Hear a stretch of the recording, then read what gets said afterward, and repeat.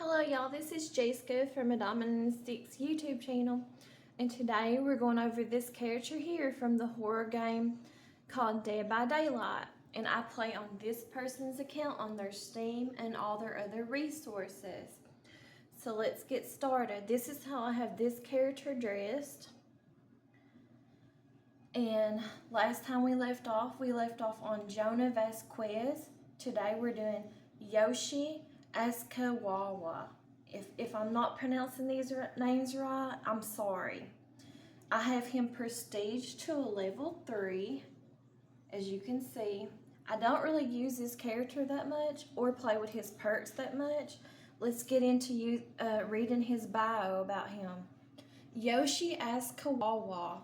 As a child, Yoichi gained an interest in the supernatural from his father and mother. When an inexplicable curse claimed both their lives as an adult, Yoichi, however you pronounce it, I'm sorry, graduated with top honors in marine biology from a university in Tokyo, and following in his father's footsteps, became the youngest professor in the school's history. But his career began to unravel when 2 of his students disappeared while doing research in Oshiyama. Sorry if I don't pronounce these names right, y'all. The mere mention of Izu Ojimura triggered painful memories. I'm sorry, someone's inviting me, but I gotta finish reading this and doing this video. Oshimura triggered painful memories from his past. Deep hidden memories bubbled up from the murky black depths of his subconscious. Blurred faces and images, twisted mouths, inexplicable deaths suddenly filled his mind. The shouts of people calling him a monster, and then the monster, Sadako, rose from the abyss to let him know the curse was not over. It would never be over. With a cry, Yoichi shut his eyes and slowly released his fear. When he opened his eyes again, Sadako... They left me, okay. Let me go back down here.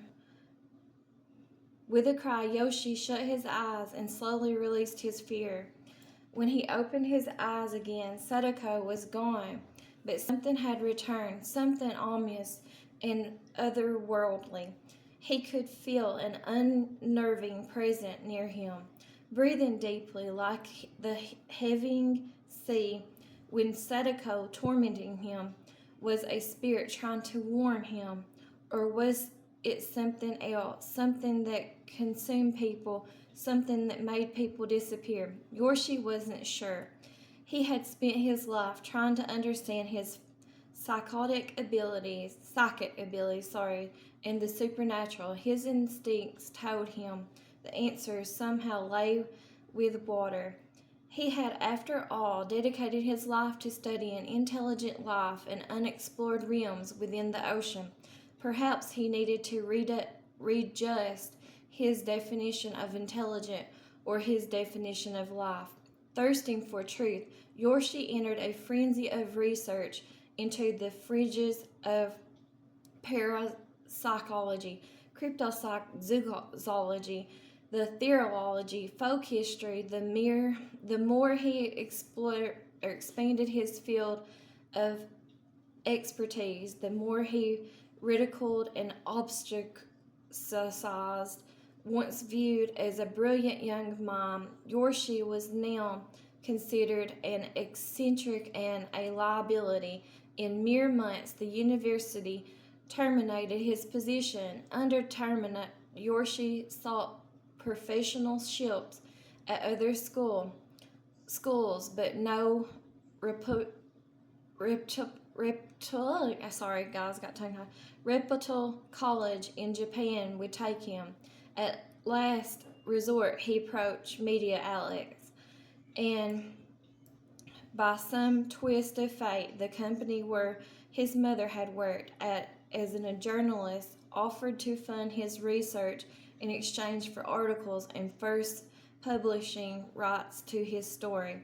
During this difficult time, Yoshi's father returned to him, his spirit silently goading him to continue the course he had chosen. And so, working around the clock in his tiny Tokyo apartment, he allied himself with other researchers in the paranormal field. Within months, he came across a story that mirrored the disappearances of his students. Four vloggers had mysteriously disappeared near a lighthouse in Scotland. With a great sense of urgency, Yoichi took the first flight he could to Glasgow. A professor at a local university had come to many of the same conclusions as he had nearly 17 years earlier.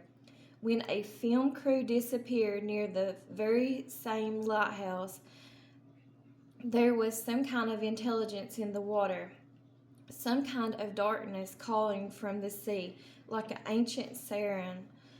As Yoichi examined the research, his father suddenly appeared to let him know he was on the right path. Guided by his father, Yoichi chartered a fishing boat and headed towards a small cluster of islands known as the Seven Hunters.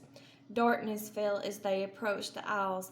The lighthouse, now automated and controlled remotely, sputtered and winked out of existence like a dying star. The ocean began to stir violently. Lightning flashed, and the fisherman begged Yoichi to turn back.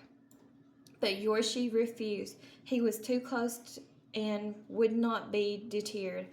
As they argued and the ocean raged and tossed the ship high and low, then one giant wave lifted the boat as high as a house and dashed it to pieces against the dark, jagged rocks. Yoichi didn't remember much after that. He remembered falling into the water. He remembered swimming to the landing where he saw his father standing on the gallery of the lighthouse beckoning him. He remembered staggering through thick black fog, and he climbed the stairs. He remembered the water level rising with every step until the frothing mouth of the raging ocean swallowed him whole. Alright, let's go over his perks. This is a rare perk because it's in the purple. It's called parental guidance. You have inherited the ability to hear the dead, and now the dead warn you of danger. After stunning the killer by any means, your scratch marks, pools of blood, and grunts of pain are hidden for 7 seconds. And I don't really play Yoichi that much, and I don't really use his perks that much. This is the only perk that I actually use and play with from time to time. The second one, it's a rare perk because it's in the purple. It's called empathetic connection. Your presence physically projects itself to those in danger. Whenever another survivor is injured, they can see your aurora within a range of 96 meters. You heal other survivors 30% faster. His last one is called Boon Dark Theory. It's a rare perk because it's in the purple. Your obsessive study of the paranormal has given you unprecedented knowledge of other realms and planes of existence. Press and hold the ability button near a dual or hex totem to bless it and create a boon totem. Soft chimes ring out in a 24-meter range. Any survivors within the boon totem's range gain a 2% haze status effect. This effect lingers for 4 seconds after leaving the boon totem's range. You can only bless one totem at a time. All equipped boon perks are active on your boon totem. Haste increases survivor's movement speed. Alright, let's go to his customization. This is all I have for him because on this person's account, because I'm pretty sure you do have to buy this character, Yoichi Asakawa with cash money. You cannot buy him with iridescent shards. And I only have him prestige to a level 3, as you can see up here, because I don't play him that much. Okay, over here on his loadout, this is what I have on him. And then this is his blood web. That's all I have for this character here, Yoichi Asakawa. So anyways, I appreciate y'all who have watched, and I hope this helps some of y'all. Thanks for watching, and I'll talk to y'all later. Thanks. Bye-bye.